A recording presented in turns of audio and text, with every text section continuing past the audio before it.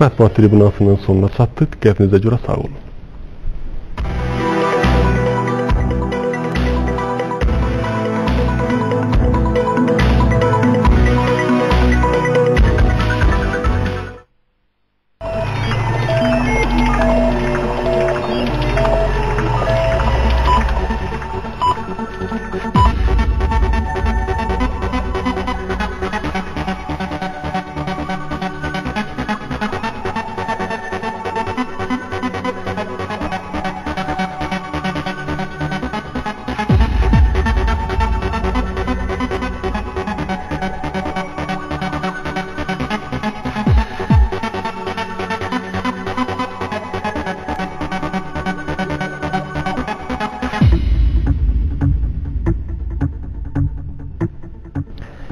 Bismillahirrahmanirrahim. Salam, axşamınız xeyir, hörmətli tamaşaçılar. Bir daha Kompas verilişində xoş gördük hamınızı.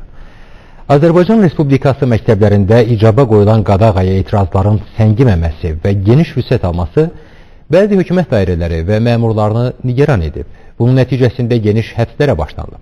Hətta Bakıda çıxan bəzi qəzetlər bu həbslərə münasibətdə Azərbaycanda Allah deyənləri tuturlar ifadəsindən istifadə ediblər. Bu həbslər müxtəlif qurumlar tərəfindən pislənilir, bu kimi hərəkətlərin fəsadları barədə xəbərdarlıqlar edilir. Sual ortaya çıxır. Görəsən, bu həbslərdə məqsəd nədir? Dindarlar və inanclı insanların həbs edilməsi hicab qadağasına qarşı etirazlara son qoya biləcəkmi? Həbslər nə dərəcədə qanuni sayıla bilər? Dini etiqadın məhdudlaşdırılmasında kimlər maraqlıdır? Bu həbslər dövlətçilik maraqlarına uyğundurmu? Bu və digər suallara Kompasın bu axşamki buraxılışında cavab öyrənməyə çalışacaq.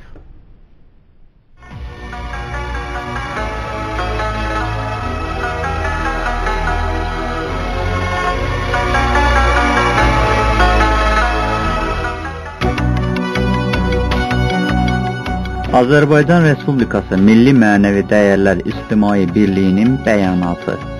Son bir neçə gün ərzində Azərbaycanda ruhanilərin, İslam yönümlü təşkilatların və ümumiyyətlə müsəlmanların həbsi həyata keçirildi. Onlara qarşı gülünc və əsassız ittihamlar irəli sürüldü.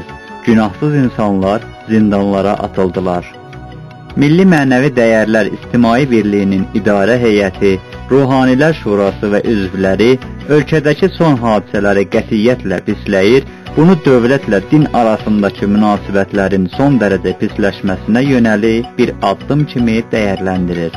Xüsusən də orta məktəblərdə hicaba qoyulan qadağa fonunda baş verən bu kütləvi həbslər Azərbaycanda dindarların ciddi təzyiqlərə məruz qalmasını söyləməyə əsas verir. Milli Mənəvi Dəyərlər İctimai Birliyi hesab edir ki, böyük əksəriyyətini müsəlmanlar təşkil edən bir ölkədə hökumət dairələrinin bu tipli davranışları yol verilməzdir. Milli Mənəvi Dəyərlər İctimai Birliyi ümid edir ki, hicab qadağası ölkə rəhbərliyinin müdaxiləsi ilə aradan qaldırılacaq, öz hüquqlarının müdafiəsinə qalxan müsəlmanların təzyiqlərinə və əsassız həbslərinə dərhal son qoyulacaq. Bununla da cəmiyyətdəki hər an artan gərginlik və narazılığa son veriləcəkdir. Milli Mənəvi Dəyərlər İctimai Birliyi.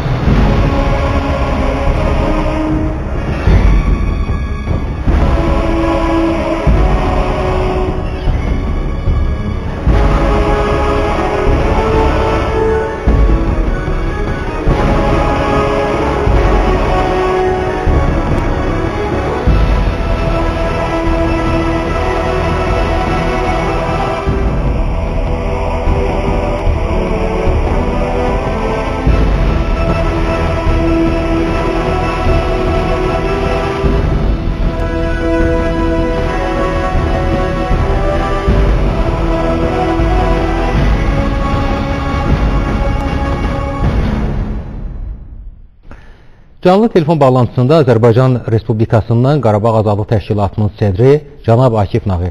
Akif müəllim, salam, axşamınız xeyir. Salam, hər vaxtınız xeyir. Son kütləvi həbslərin sizcə məqsədi nə ola bilər? Bugün Azərbaycan cəmiyyəti bu sual üzərində düşünür. Çünki elə ilk baxışdan da görünür ki, həmin şəxslərin, İslam Partiyasının rəhbərlərinin həbs olunması, xüsusilə də Hacı Mövsüm Səmədova qarşı irəli sürülən ittihamlar süni şəkildə ortaya gəlir və ilk baxışdan bu görsənir ki, heç bir əsası yoxdur.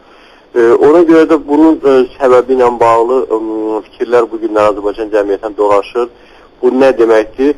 Mən hesab edirəm ki, bu günləri baş verən hadisələr, İslam Partiyasının rəhbərlərinə qarşı, dindarlara qarşı baş verən bu hadisələr ayrı şəxslərə qarşı deyil, bütövlükdə İslam dininə qarşıdır. Və mən bu mövqedən yanaşıram və ona görə də əgər bu dinə qarşıdırsa, İslam dininə qarşıdırsa, onda biz maraqlı tərəfləri axtarmalıyıq. Deməli, burada Azərbaycan hakimiyyətinin içərisində kimlərsə Azərbaycan dövlətinin zəiflədilməsinə çalışırlar. Daha çox mən hesab edirəm ki, xarici qüvvələr bunda maraqlıdırlar.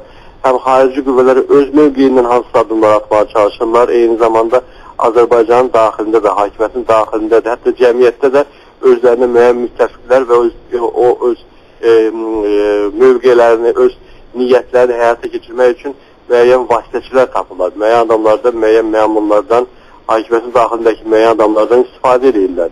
Azərbaycanın dövlət bayrağında, Azərbaycanın dövlət rəmzinin biri İslam dinidir. Bu günləri Azərbaycanın 3 rəngli bayrağı var və o rənglərdən biri də İslam dininin, müsəlmançılığının rəmzidir.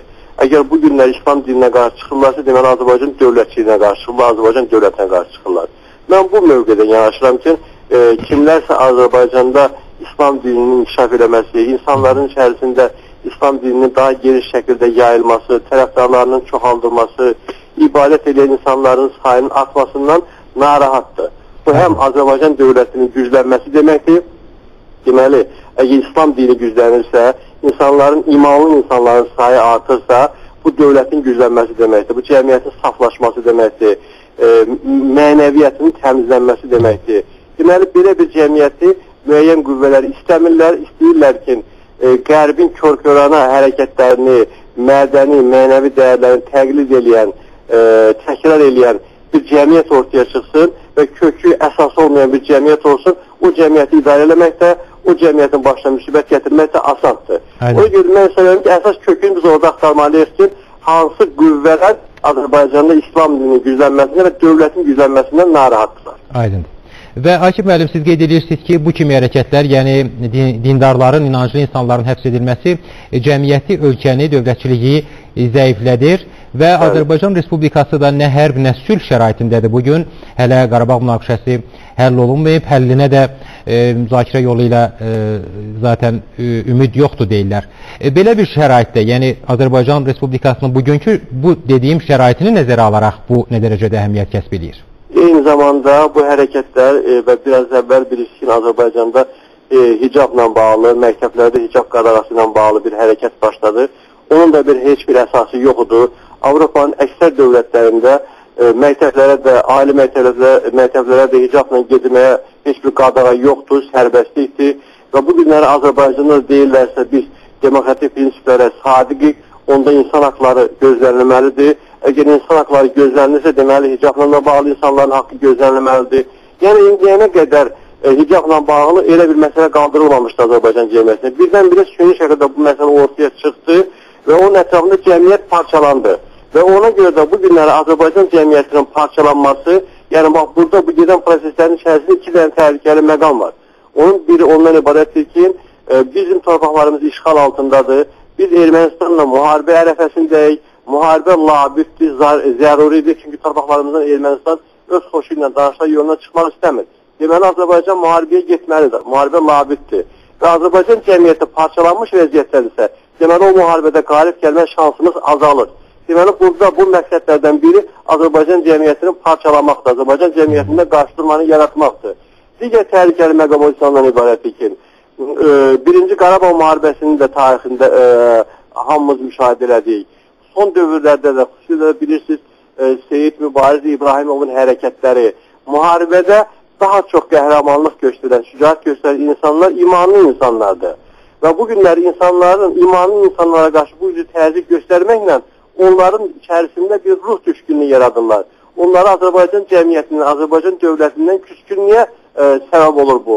Və o küskün insanlar, cəmiyyətdən küskün insanlar öz haqlarını, öz ibadətlərini sərbəst şəkildə yerinə yetirə bilməyən insanlar Azərbaycan dövləti, Azərbaycanın ərazi bütövlüyü uğrunda döyüşlərə yəqin ki getməyəcəklər və yaxud onlar könülsüz gedəcəklər. Ona görə bax bu da var, bu insanların o ruhuna zərbə vurmaqdır, o insanların inamına zərbə vurmaqdır. Ona görə bax bu da çox təhlükəli bir məqamdır ki, yenə də deyirəm ki, yenə də axtarmalıyıq.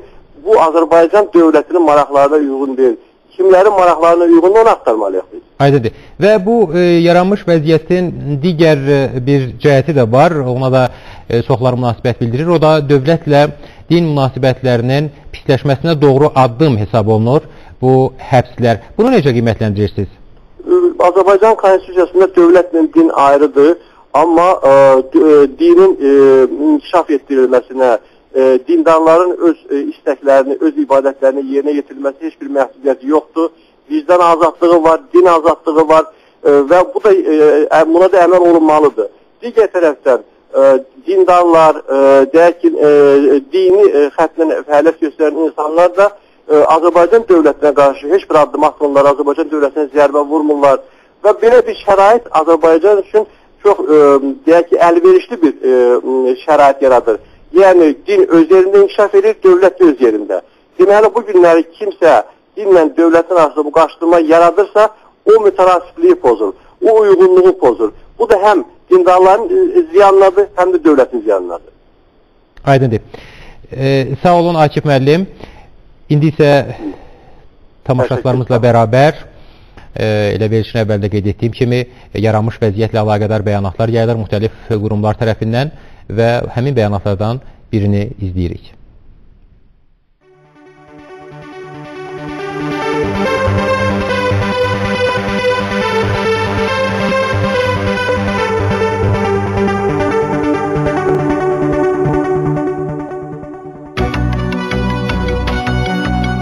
Türkiyənin Səadət Partiyası Azərbaycan Respublikasındakı hicab qadağası və dindarların kütləvi həbsini pisləmişdir.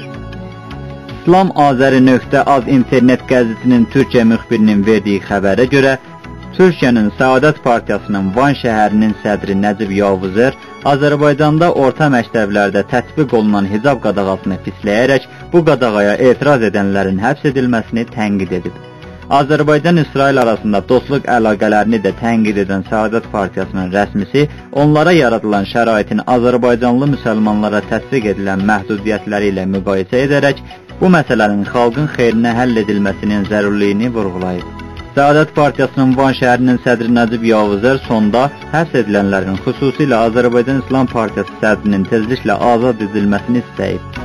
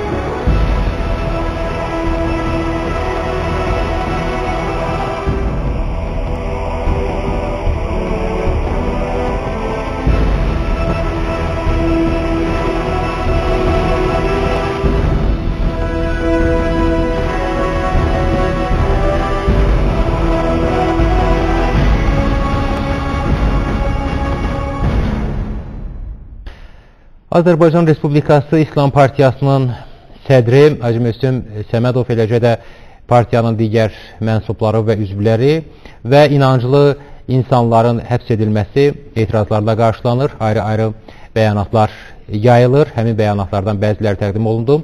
Verilişdə digər bəzi deməli bəyanatlardan təqdim olunacaqdır. Hacı Müslüm Səmədov deməli həbs olunduğu gündən bir gün öncə hicaba qarşı qoyulan qadağaya kəskin etirazını bildirmişdi və hökuməti bu qadağaya son qoymağa çağırmışdı. Hansı ki, həmin çıxışdan sonra həbs edilmişdir və həbs İslam Partiyasının sədri ilə məhdudlaşmayıb, sonra dünəndə həbslər davam etmişdir. Azərbaycan Respublikasından canlı telefon bağlantısında Ziyalılar Hərəkatının sədri Eldəniz Quliyev. Salam əleykum, axşamınız xeyir. Axşamınız xeyir. Deməli, indi Akif Nağı belə baxır məsələyə ki, ümumiyyətlə bu kütləvi həbslər və ondan öncə dini dəyərlərə qoyulan məhdudiyyətlər, göstərilən təzyiqlər artıq cəmiyyəti, dövlətçiliyi zəiflətmək istiqamətinə yönəlmiş hərəkətdir və burada deməli bəziləri maraqlıdırlar bunda. Sizcə kimlər maraqlıdır? Alo, eşitmirəm sizi. Kimlər bu son olaylarda maraqlıdır sizcə? Alo, eşitmirəm sizi. Mən xahiş edərdim Eldəniz müəllimlə əlaqəmiz biraz düzəlsin, bir-birimizi eşidək. Eldəniz müəllim. Hə, eşidirəm. Deməli, bu son olaylarda sizcə, bayaq da Akif müəllim, Qarabağ Azadlıq Təşkilatının həmsədri öz fikrini bildirdi və qeyd elədi ki, bəziləri maraqlıdır bu vəziyyətdə. Yəni, dini dəyərlərə qoyulan qadağa, ondan sonra inanclılara qarşı təzyiqlər, kütləvi həbslər, bunda maraqlılar var. Sizcə kimdir bunlar? Bəli, mən də heç şübhə eləmirəm ki, bu işdə maraqlı olan qüvvələr var və çox güman ki, bu işdə marağı olan qüvvələr kənardan idarə olunurlar. Çünki heç bir məntiqlə izah eləmək olmaz ki, bu İslam dəyərləri daşıyıcılarının təzyiq altında qalmaları, həbs olunmaları kim lazımdır? Bunlar həmişə həm xalqa, həm Allah Teala'ya, həm də dövlətçiliyə sədaqətli insanlardır. Bunların həbs olunmağı, barmaqlıq arasına salınmağı demək Azərbaycan xalqının, Azərbaycan dövlətçiliyinin əleyhinə olan bir işdir. Və kim bunu eləyirsə və yaxud elətdirsə böyük səhv eləyir və hesab edirəm ki, bugün də olmasa sabah öz başlarında atlıya bilər. Çünki dini qarşı durma adətən sonra vətəndaş qarşı durması yaradır. Vətəndaş qarşı durması isə gözlənilməyən fəsadlar, faciələr törədə bilər. Biz bugün Hacı Mövsüm Səmədovun həbsini pisləyir, qətiyyətlə pisləyir və ondan sonra davam edən həbslərə isə öz etirazımızı bildirdik. Bu, Azərbaycan dövlətçiliyinə, Azərbaycan gələcəyinə vurulan zərbədir. Azərbaycan İslam Konferansı Təşkilatının üzvüdür. Azərbaycanda dini dəyərlər, ilahi dəyərlər günü-gündən inkişaf edir. Bu ancaq və ancaq dövlətçilimizin xeyirli olan bir şeydir. O ki qaldı hicaba, hicab qadağası bilirsiniz, kimsə suni sürətdə suyu bulandırır. Daha doğrusu belə deyək də o torf yataqları olur. Torf yatağına od düşəndə onu söndürmək olmur. Və həmən o yatağa od vurmaq şəhti var. Sonra bu çox çətin olacaq mənə elə gəlir. Aydındır. Və deyiləndə ki, cəmiyyətdə gərginliyə, etirazlara səbəb olur, o siz dedikləriniz nəzərdə tutulur yəqin ki, elədirmi? Təbii. Aydındır. Və burada deməli qeyri-hüquqi addımlar adlandırılır bu həbslər. Siz necə baxırsınız məsələyə? Yəni qeyri-hüquqi deyəndə hansı cəhətlər nəzərə alınır? Əvvəla həbslər qeyri-qanunidir, qeyri-hüquqidir, eyni zamanda qeyri-insanidir. Azərbaycan azad sözə qarşı mübarizədə azad sözün, azad fikrin, əqidənin boğulmasında bəlkə də birinci yerlərdən birindədir. İnsanı öz sözünə görə, əqidəsinə görə, dediyinə görə həbs eləyərlər. Və həbs eləyəndən sonra 30-cu illərin stili ilə, onun o janrla, onun qardaşının evində nə bilim top tapıldı, tüfəng tapıldı. Bir də şey yaddan çıxdı ki, demək Hacı Mövsümün sağ cibində S-300 raket kompleksi də var, onu görə tapaydılar. Sol cibində də 2 dənə tank var idi. Bu nə biabırçı ittihadlardır. Siz bu məsələ bu qədər ağırlı olmasaydı, çox gülüş doğurardı. Öyle olmaz. Ben hesap edirəm ki, bu haqsız, hüquqsuz və insafsız bir həbsdir. Və ondan sonra kütləvi həbslər isə ümumiyyətlə heç ad vermək olmaz. Bugün hər birimiz buna itiraz eləməliyik. Çünki bu düzgün hərəkətdir. Çünki Azərbaycan siyasətinə, belə deyək, Azərbaycanın gələcəyinə vurulan baltadır. Onun üçün biz öz sözümüzü deməliyik, çəkinmədən, qorxmadan. Aydındır. Təşəkkür edirəm Eldəniz müəllim, çox sağ olun. Yenə də deməli kütləvi həbslərə qarşı etiraz xarakterli bəyanatlardan birini izləyirik.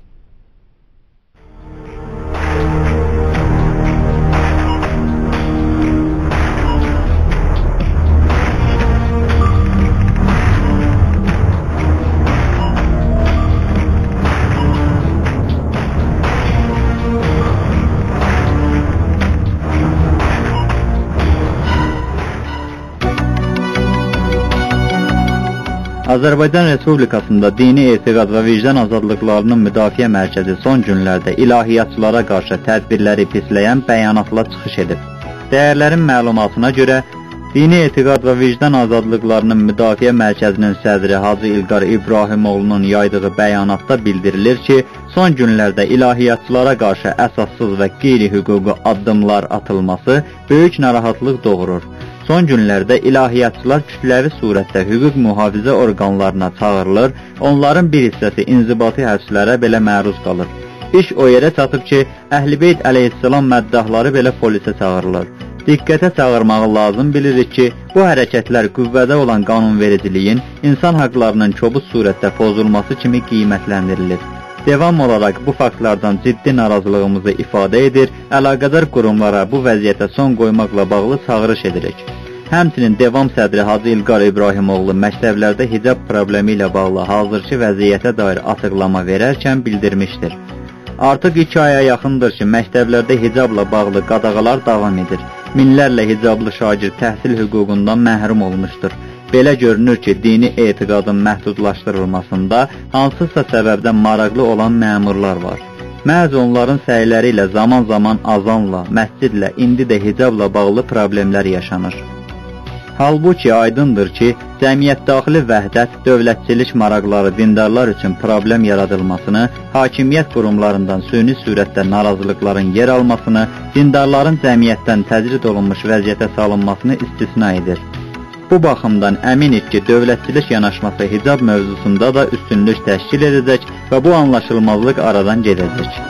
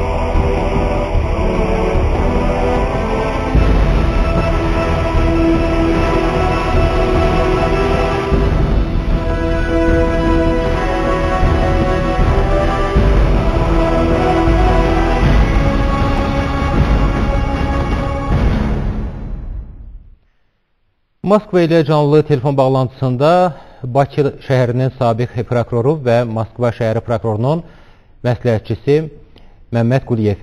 Salam əleykum Məmməd müəllim, axşamınız xeyir. Salam, axşamınız xeyir olsun. Siz qanun adamısınız hər halda, Məmməd müəllim. Deməli, Azərbaycan Respublikasının qüvvədə olan qanunvericiliyi nöqteyi nəzərindən, eləcə də insan haqları nöqteyi nəzərindən son günlərdə inanclı, dindar insanların kütləvi şəkildə həbs edilmələrini necə qiymətləndirirsiniz? Bilirsiniz, insan hüquqları konstitusiyada təsbit olunur. Hər bir ölkədə, hər bir cəmiyyətdə, hər bir hüquqi devlətdə insan hüquqları qorunur və onlara heç kim toxuna bilməz.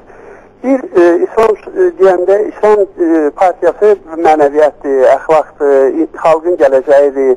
O, xalqın milli birliyidir. Ona qarşı aparılan hər hansı bir mübarizə, umumi dövlətçiliyimizə qarşı aparılan mübarizədir. Əgər onlar hər hansı bir sahədə məsələ irəli sürür, miting edir və yaxud da ki, bir etiraz edirlərsə, bu konstitusiyada təsbit olunub onların konstitusiyon hüquqlarıdır. Əgər vətənində olan insanların konstitusiyon hüquqlarına qarşı hər hansı bir qanun tətbiq olunursa, o qeyri-qanunludur. Və insanların kütləvi şəkildə öz etirazını bildirmək, onların ayrı-ayrı fərdi başçılarını tutmaqla milli birliyi pozmaq, daha doğrusu insanların müqavimətini sındırmaq deməkdir. Bu da bizim ölkədə gələn bir proses ki, 1992-ci ildən bugünə qədər davam edir, insan hüquqları pozulur, insanlara qarşı azadlıq, söhbəti azadlığı tamamilə qadağan olunur. Bu isə dövlətin gələcəyi üçün, dövlətçiliyi üçün olduqca ləkəli bir haldır. Çünki beynəlxalq ictimai təşkilatların gözündən Azərbaycan bir hüquqi dövlət kimi düşür. Bu bir. İkinci bir cəhətdən, daxildə bu ziddiyyətlərin yaranması tamamilə Qarabağ amirindən cəmaatı kənarlaşdırır. Əgər xalqda müqavimət varsa, xalq hansı bir sözü deyirsə, keçən səfər bəli, mən hicab barədə fikrimi bildirmişəm. O bir məsələ ki, Quranda öz əksini tapır, onun heç kimin qadağan eləmə hüququ yoxdur, bu bir. İkinci bir cəhətdən, geridə qayıdıran o fikrə ki, əgər xalq müqavimətini göstərirsə, xalq ağıllı sürətə bir tələb irəli sürürsə, orada insanları həbs eləmək qeyri-qanunludur, bu bir. İkinci, bu erməninin dəyirmanına su tökməkdir. Xalqın milli birliyi bozmaqdır, xalqın müqavimətini açıq-açıq sındırmaqdır. Əgər xalq hər hansı bir məsələyə etiraz edirsə, onun səbəbini öyrənmək lazımdır. Hüquq elmində birinci səbəbdir, sonra nəticədir. Əgər cəmaat bu dərəcəyə qalxırsa, bu dərəcə çatırsa, öz etirazını bu vəziyyətə bildirirsə, niyə bunları həbs eləmək lazımdır? Burada deputatlar var, burada ictimai təşkilatlar var, burada dövlət təşkilatlar, onları tamamilə aydınlaşdırmaq lazımdır. Hər bir məsələnin səbəbini öyrənmək lazımdır. Elə kim baş qaldırırsa başından vurmaqla xalqı məhv eləmək deməkdir. O dövlətin, o xalqın içərisindəki bu boyda ciddiyyətlər gedir. İslama qarşı və yaxud da dinimizə qarşı, Quranımıza qarşı gedən mübarizə xalqın gələcəyini tamamilə bədbəxt hala salır. Aydındır. Məhəmməd müəllim, dəfələrlə mən də bu sualı verdim elə bu verilişdə və ekspertlərimiz tərəfindən də səsləndirildi. Dini, deməli, etiqadın məhdudlaşdırılmasında sizcə kimlər yaxud hansı qüvvələr maraqlıdır və niyə maraqlıdır? Mən sizə açığım deyim ki, bu qərbin təsiri, dini etiqadı zəiflətməyin özü inamsızlıq, mənəviyyətsizlik, ilahiyyətsizlik, o özü böyük bir bədbaxtçılıqdır. Əgər biz bayaq dediyim kimi din əxlaqa çağırır insanı, din mədəniyyətə çağırır insanı, din insanın daha doğrusu əxlaq nöqteyi nəzərindən hətta mən bir balaca dərinə getmək istəyirəm. İstəyirsən Musanın, istəyirsən İsa'nın, istəyirsən İbrahimin tozu dini bəşər evladının hüquqlarını dərb edə bilmədi. İslam dini bəşər evladının xilaskarıdır. Yəni qadının alqı-satqı hüququndan, ondan sonra qadının diri-diri torpağa basırılmasını qadağan elədi. Bu həm dövlət nəzəriyyəsidir, həm bəşər evladının xilaskarıdır və eyni zamanda bu xalqın əxlaqı nöqteyi nəzərindən, mübariz nöqteyi nəzərindən bu xalqa kömək edən bir dindir. Və Quran-ı Kərimin özündə açıq yazır ki, kim əgər İslamdansa, haqsızlığa qarşı və Həzrət Əlinin sözü və eyni zamanda Nəşr bələdədə kim haqsızlığa qarşı İslamda olub dözürsə o İslamdan deyil. Yəni bugün daha doğrusu haqsızlıq göyə qalxanda, İslama qarşı böyle mübarizələr gedəndə cəmaat sözün deyirsə, kimsə qeyrətlə irəli çıxırsa, onun qarşısını almağın özü qeyri-qanunludur. Buna heç bir cinayət hüququ tətbiq eləmək olmaz. Burada cinayət əməli yoxdur. O insanın konstitusiyon hüququdur, öz hüququnu tələb edir. Hüququn tələb edirsə, hüququn təmin etmək əvəzinə onu tutmaq, təcrid eləmək, bunun özü qeyri-qanunludur, vəzifə səlahiyyətini pozmaqdır. Ona görə də mən buna qarşı qəti etiraz edirəm. Mən əminəm ki, 62 milyonluq Azərbaycan xalqı bu sahədə öz fikrini deyəcək. Azərbaycan xalqı yatmış şirdir. Əvvəl-axır haqsızlığa, zülümə qarşı dözməyəcək, öz sözünü deyəcək. Mən buna əminəm, mən bunu görmüşəm, tarix də bunu sübut edeyim. İndi ona görə də hər halda mən bir ağsaqqal kimi Azərbaycan xalqına, Azərbaycan devlətinə müraciət edib deyirəm ki, bu daxili ziddiyyətlərdən əl çəkmək lazımdır. Əgər ailədə görürsən, adicə bir halda insanın biri bir şeyi düzgün başa düşmürsə, onu hüququ nöqteyi nəzər, əxlaqı nöqteyi nəzərinə başa salmaq lazımdır. Amma ona qeyri-qanunu sən cəza tətbiq eləmək, bu daha doğrusu cəmaat arasında, xalq arasında, millət arasında böyük narazılığa səbəb olur, qeyri-bərabərlik yaradır. Ona görə də bu hallardan əl çəkmək bir dəfəlik lazımdır. Aydındır. Məhəmməd müəllim, deməli, həmin yaranmış vəziyyətə qarşı etiraz edən müxtəlif siyasi, dini, ictimai qurumların bəyanatlarında belə bir ifadəyə rast gəlmək olar, sifarişli repressiya. Ümumiyyətlə, siz razısınızmı bu ifadə ilə? Mən fikrimdə toxundum bu məsələ ki, bu qərbin təsiridir. Bəli, nə qədər ki, İsrailin təsiri Azərbaycanda güclüdür, nə qədər ki, qərbin təsiri Azərbaycanda güclüdür və eyni zamanda dünya işlərin baxımda görkən kəndə deyil, bələd yoxdur. Biz 1991-ci ilin 18 oktyabrında Azərbaycan Konstitusiyon müstəqilliyi aktını qoyanda, onda 3 ay içərisində bizi 103 ölkə tanıdı. Ona görə ki, orada ədalət prinsipi vardı, Qarabağın torpağın xilası vardı. Biraz uzağa getdim, ancaq bir şey demək istəyirəm. İndi siz fikir verin, illər gedir, ATƏT də bizi alladır, Avropa Birliyi də bizi alladır, ümumiyyətlə torpaq. Və burada İslamın qüdrətindən, qüvvətindən qərb qorxur. Ona görə də bu əlbəttə ki, kənar yerin təsiridir. Qardaş-qardaşa əgər xəyanət edirsə, qardaş-qardaşa müqavimətini sındırırsa, demək bu hardansa bu külək əsiri. Özü aydındır, küləyin əsri yerlər də bizə tamamilə məlumdur. Bu xalqın gələcəyi üçün təkrar olsa da Azərbaycan xalqının, Azərbaycan devlətinin, devlətçiliyinin daha doğrusu gələcək üçün təhlükə altında qoyan bir amildir. Ona görə bu məsələlərə son qoyulmalıdır. Xalq öz dininə, öz adətinə, öz ilahiyyətinə demək, itaət edirsə, onu alqışlamaq lazımdır. Yəni, demək istəyirəm ki, 1425 il müddətində İslamda olan prinsiplər bütün dünyanı silkələyir. İslam dini, artıq görürsən, dünyada artıq 2 milyard İslamdadır.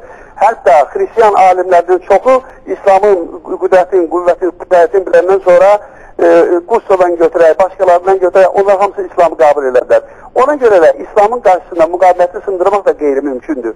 Bu, daxili ziddiyyətləri artırır və insanın insana nifrətini artırır. Mən əminəm ki, əvvəl-axır kimsə başa düşüb bu hadisələrin, bu haqsızlıqların qarşısını almalıdır. Bu, bizim gələcəyimiz üçün olduqca təhlükəlidir. Aydındır. Məhəmməd müəllim, Azərbaycan Respublikasında dini zəmində yaranmış bu böhranla əlaqədar çoxları dəfələrlə qeyd eləyir və xatırladır ki, Azərbaycan müsəlman bir... bilmirəm, sizi bağışlayın.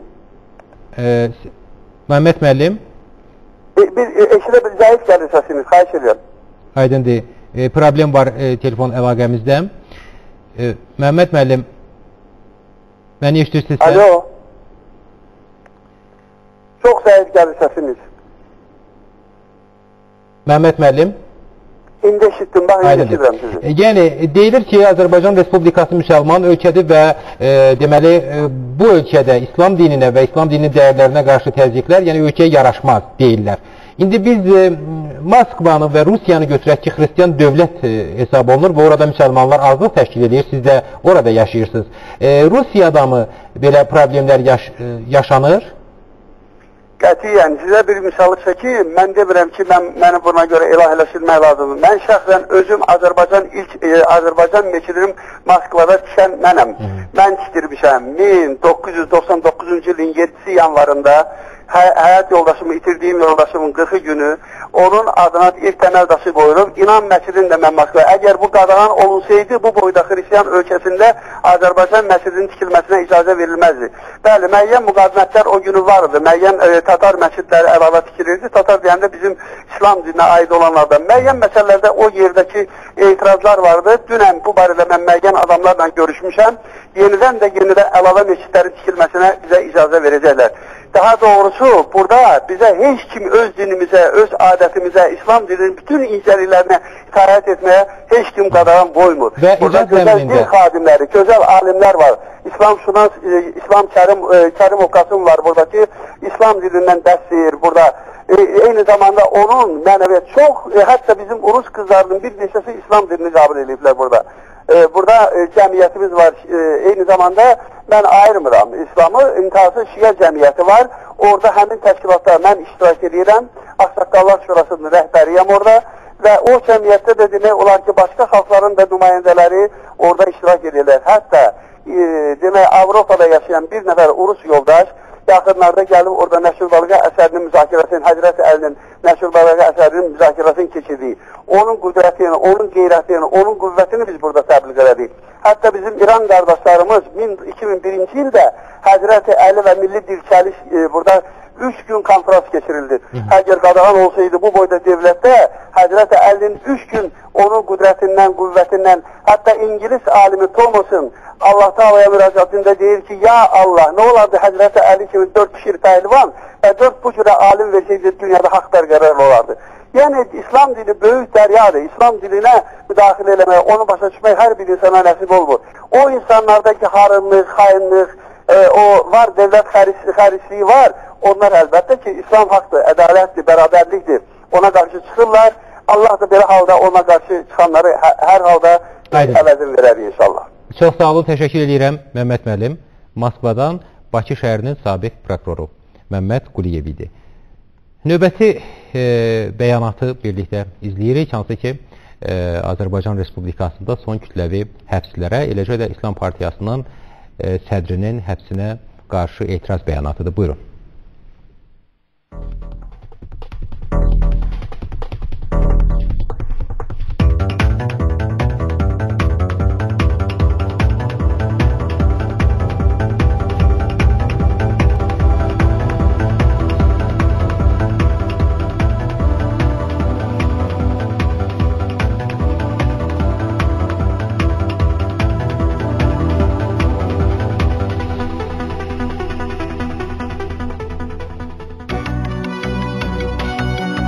Azərbaycan Respublikası İslam Partiyası Hacı Mövsüm Səmədovun həbsini kəskin pisləyərək onun tezliklə azadlığa buraxılmasını tələb etdi. Partiyanın rəsmi saytı islamınsəsi.az saytında yayılan məlumata görə Azərbaycan İslam Partiyası partiya sədrinin qanunsuz həbsi və barəsindəki böhtanlarla əlaqədar bəyanat yayımlayıb.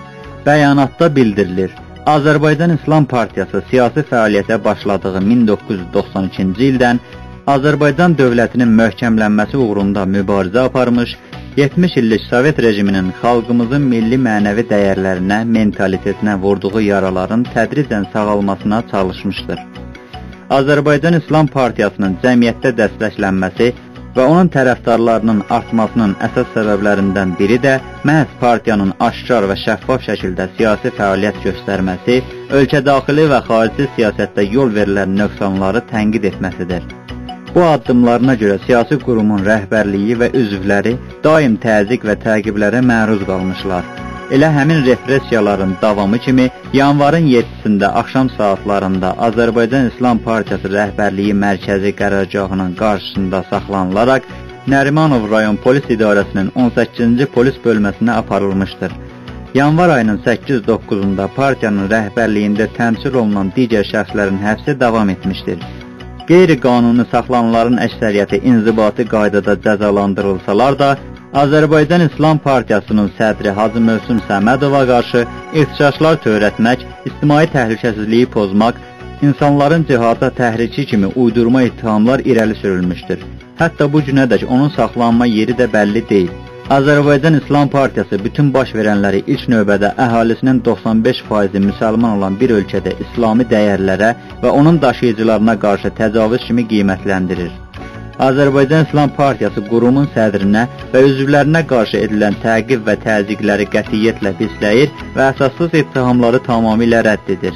Azərbaycan İslam Partiyası sifarişli repressiyaların tezliklə dayandırılmasını və həbs olunanların azadlığa buraxılmasını tələb edir.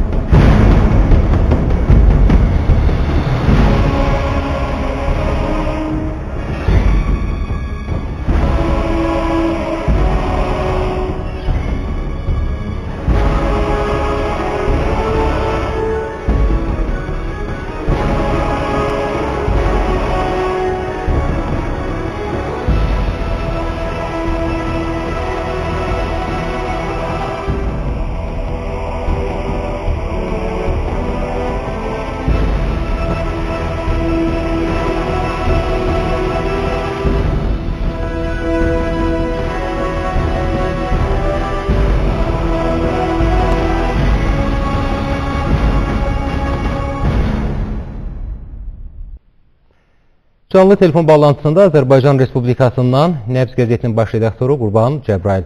Salam əleykum Qurban müəllim, axşamınız xeyir. Salam əleykum, hər vaxtınız xeyir olsun. Deməli, AİP-in bəyanatında da qeyd olunur ki, AİP sədri Hacı Mövsüm Səmədovun saxlanma yeri bəlli deyil. Yəni, sizdən bir jurnalist kimi soruşmaq istəyirəm, niyə belədir və ümumiyyətlə ona qarşı ittihamları necə qiymətləndirirsiniz? Mehriban və bağışlayan Allahın adıyla. Ümumiyyətlə, Azərbaycan İslam Partiyasının rəhbərliyə qarşı olan bu repressiyalar nöqteyi nəzərindən nə qədər adi bir qəbul olunsa partiya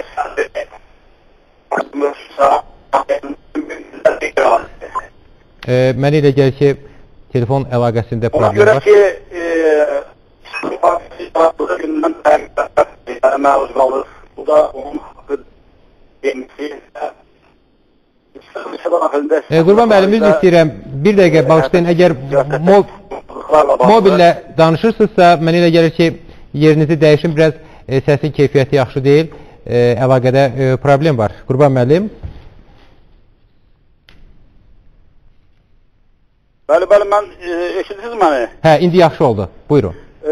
Demək, yarandığı gündən bu partiya daim təqiblərə və təzyiqlərə məruz qalıbdır. Haqqı deyir və ölkə daxilində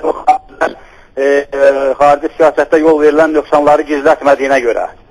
Və amma ki, partiya sədri Hacı Mövsüm Səmədovu tanıyanlar, onun nə cür humanist və ipək bir xarakterə malik olduğunu bilənlər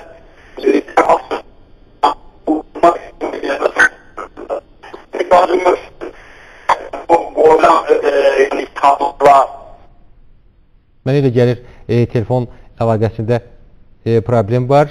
Nəbz qəzetinin baş redaktoru Qurban müəllim söhbət edirdi və burada söhbət oluna gedir ki, artıq, yəni son həbslər bunu deməyə əsas verir ki, bunlar artıq İslam Partiyasına qarşı yönəlmiş həbslərdir. Və burada sual ortaya çıxır ki, nəyə görə məhz İslam Partiyası və bu barədə deməli İslam Partiyasının bəyanatında da o səbəb deməli öz əksini tapmışdır. Qurban müəllim, mənə elə gəlir ki, əlaqə bərpa olundu. Sizi eşidirik. Qısa və konkret üzr istəyirəm, verilişin son dəqiqələrindəyik. Alo. Buyurun. Buyurun Qurban müəllim. Aydındır. Deməli, Kompas verilişinin son dəqiqələrinə gəldik, çatdıq. Bugün də Azərbaycan Respublikasında dindarları və inanclı insanlara qarşı kütləvi həbsləri araşdırdıq. Müxtəlif cəhətlərdən mövzuya deməli münasibət bildirən ekspertlərimizi dinlədik və suallarımızın cavablarını öyrənməyə çalışdıq. Bugün Kompasın canlı buraxılışında Azərbaycan Respublikasından Qarabağ Azadlıq Təşkilatının sədri Akif Nağı, eləcə də Ziyalılar, Azərbaycan Respublikası Ziyalılar Hərəkatının sədri Eldəniz Quliyevi, həmçinin Moskvadan Bakı şəhərinin sabiq prokuroru və Moskva şəhərinin prokurorunun məsləhətçisi cənab Məmməd Quliyevi, Azərbaycan Respublikasından Nəbz qəzetinin baş redaktoru Qurban Cəbrayili dinlədik və Azərbaycan Respublikasında yaranmış, dini zəmində yaranmış son gərginlik və böhranın müxtəlif cəhətlərini öyrənməyə çalışdıq. Heç şübhəsiz ki, ekspertlərimizin fikirləri özlərinə aiddir və Səhər Beynəlxalq Televiziya kanalı həmişə olduğu kimi ekspertlərin, verilişə qatılan insanların, hətta studiyanın qonaqlarının deməli söhbətləri və fikirləri qarşısında məsuliyyət daşımır. SMS vasitəsilə qısa mesajlarla öz fikirlərinizi, mülahizələrinizi verilişimizdə gedən mövzu və burada səsləndirilən fikirlər barədə bizə çatdıra bilərsiniz. SMS nömrəmizi alt yazıda təbii ki müşahidə edirsiniz. Kompasın bu axşamki buraxılışı da burada sona çatır. Hamınızı Allah'a tapşırıram. Sağ olun.